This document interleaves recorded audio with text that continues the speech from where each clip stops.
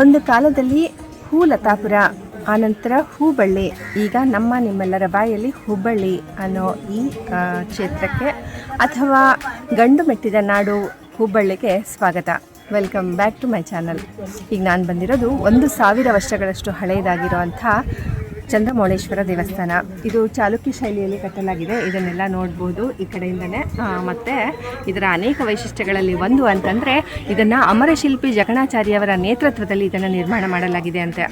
ಆನಂತರ ಇದು ಒಂದು ಹೊಯ್ಸಳ ಶೈಲಿ, ಚಾಲುಕ್ಯ ಶೈಲಿಯಲ್ಲಿ ಇರುವಂತಹ ದೇವಸ್ಥಾನವೇನೋ ಹೌದು. ಆದರೆ ಇನ್ನೊಂದು ವಿಶೇಷತೆ ಅಂದರೆ ಪ್ರತಿ ದೇವಸ್ಥಾನದಲ್ಲಿ ಒಂದು ಶಿವಲಿಂಗ ಹಾಗೂ ಒಂದು ನಂದಿ ಇದ್ದರೆ ಇಲ್ಲಿ 2 ಶಿವಲಿಂಗಗಳು ಹಾಗೂ 2 ನಂದಿಗಳಿದ್ದಾವೆ. ಆನಂತರ 3 ಗರ್ಭಗುಡಿಗಳನ್ನು ದಾಟ್ಕೊಂಡು ನಾವು ಹೋಗಬಹುದು. ಒಂದು ಶಿವಲಿಂಗದ ವೈಶಿಷ್ಟ್ಯ ಅಂತೂ ಅಂದರೆ ಆ ಒಂದು ಶಿವಲಿಂಗಕ್ಕೆ 4 ಮುಖಗಳಿವೆ.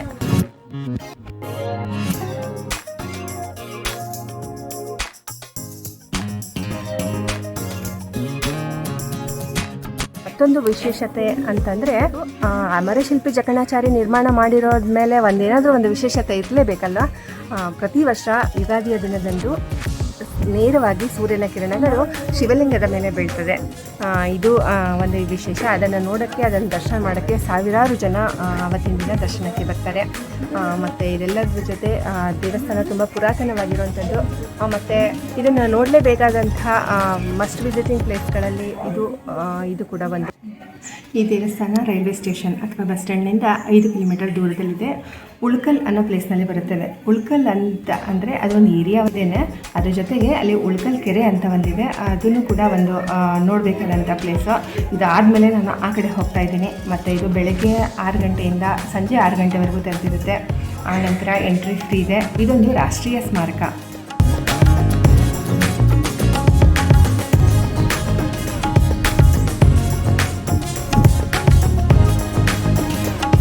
ಒಬ್ಬ ಸ್ವಾಮಿಗಳು ಆಗಿ ಹೋಗಿದ್ದು ಸಿದ್ಧಾರೂಢ ಸ್ವಾಮಿಗಳು. ಆ ಸಿದ್ಧಾರೂಢ ಸ್ವಾಮಿಗಳ ಮಠಕ್ಕೆ ನಾನೀಗ ಬಂದಿದ್ದೀನಿ. ಸಿದ್ಧಾರೂಢ ಸ್ವಾಮಿಗಳ ಮಠ ಹುಬ್ಬಳ್ಳಿಯಿಂದ ಅಂದರೆ ರೈಲ್ವೆ ಸ್ಟೇಷನ್ನಿಂದ 5 ರಿಂದ 6 ಕಿಲೋಮೀಟರ್ ದೂರ ಆಗುತ್ತೆ.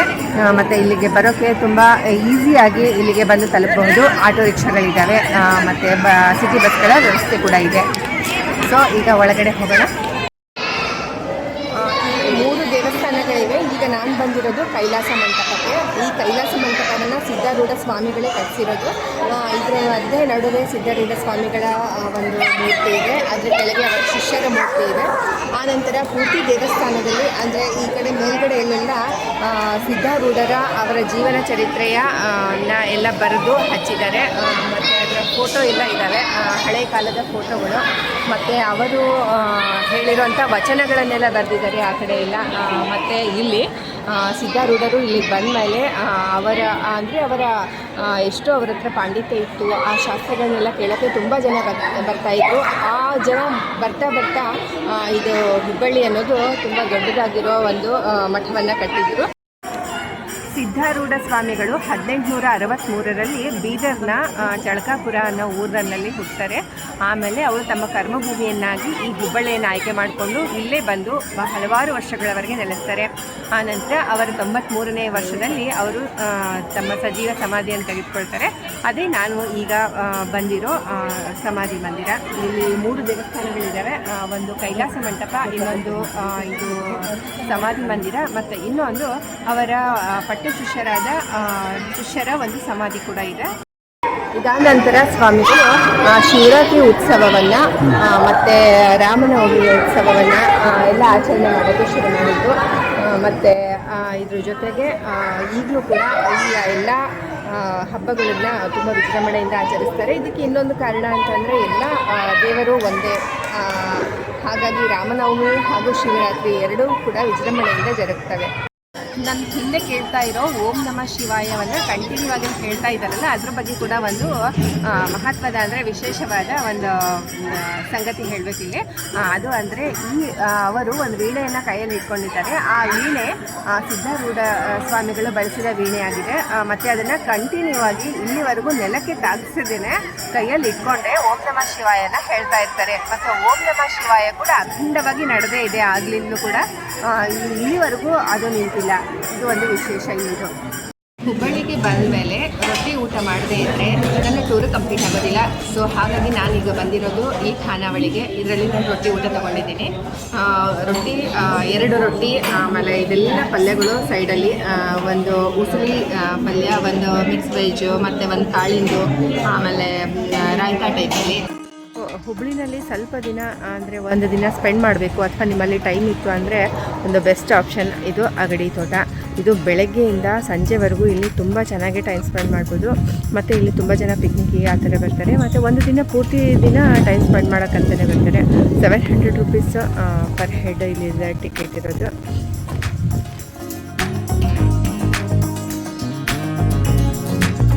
ನಾನು ಬಂದಿರೋದು ಹುಬ್ಬಳ್ಳಿಯಿಂದ ಅರೌಂಡ್ 5 ರಿಂದ 6 ಕಿಲೋಮೀಟರ್ ದೂರದಲ್ಲಿರೋ ನೃಪತುಂಗ ಅನ್ನೋ ಬೆಟ್ಟಕ್ಕೆ.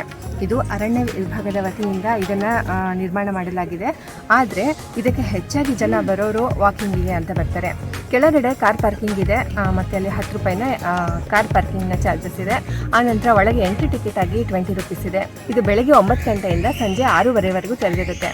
ಮತ್ತು ಇದಕ್ಕೆ ಹೆಚ್ಚಾಗಿ ಜನ ಬರೋರು ವಾಕಿಂಗಿಗೆ ಅಂತ ನಾನು ಹೇಳಿದ್ದೆ.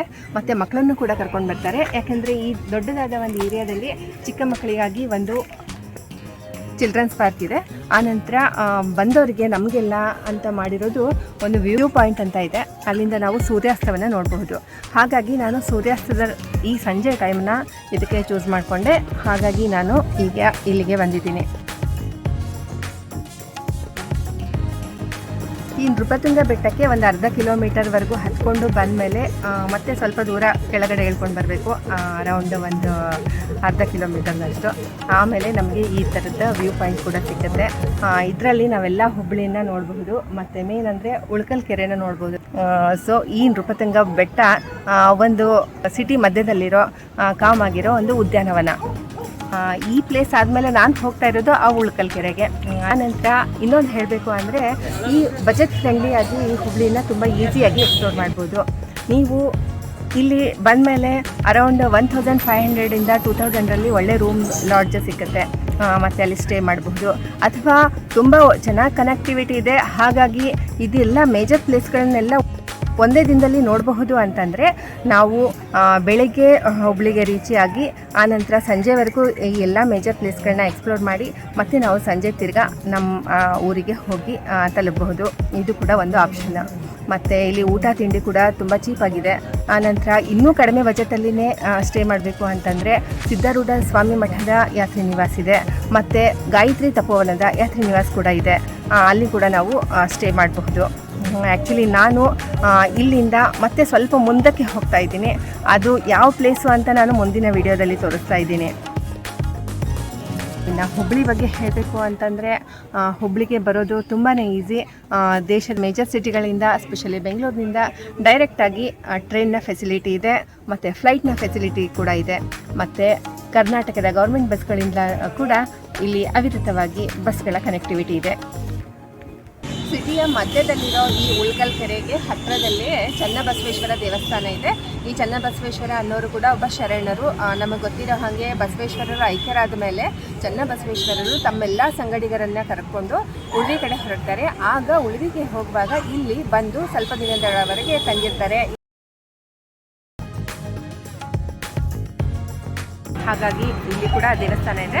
ಮತ್ತು ಈ ದೇವಸ್ಥಾನ ಇರೋದು ಉಳ್ಕಲ್ ಕೆರೆಯ ನಡುವಿನ ಭಾಗದಲ್ಲಿ. ಮತ್ತು ಸುತ್ತಲೂ ಉಳ್ಕಲ್ ಕೆರೆ ಇದೆ. ಮತ್ತು ಅದಕ್ಕೆ ವಾಕಿಂಗ್ ಕೂಡ ಮಾಡ್ಬೋದು. ಆ ಥರ ಒಂದು ಚಿಕ್ಕದಾಗಿರೋ ಬ್ರಿಡ್ಜು, ಮತ್ತು ಇದನ್ನು ಸುತ್ತುವರೆದು ದಾಟ್ಕೊಂಡು ಬರ್ಬೋದು. ಆ ಥರ ಒಂದು ಬ್ರಿಡ್ಜ್ ಕೂಡ ಮಾಡಿದ್ದಾರೆ. ಈಗ ಸ್ವಲ್ಪ ಕತ್ತಲಾಗಿದೆ, ಹಾಗಾಗಿ ಅಷ್ಟೊಂದು ಸರಿಯಾಗಿ ಕಾಣಿಸ್ತಿಲ್ಲ ಅಂತ ಅಂದ್ಕೊಂಡಿದ್ದೀನಿ. ಇಲ್ಲಿಗೆ ಈ ನನ್ನ ವಿಡಿಯೋನ ಕಂಪ್ಲೀಟ್ ಮಾಡ್ತಾ ಇದ್ದೀನಿ. ಮತ್ತೊಂದು ಹೊಸ ವಿಡಿಯೋದೊಂದಿಗೆ ನಿಮ್ಮೊಂದಿಗೆ ಭೇಟಿಯಾಗೋಕ್ಕೆ ಬರ್ತೀನಿ. ಅಲ್ಲಿವರೆಗೂ ನಮಸ್ಕಾರ.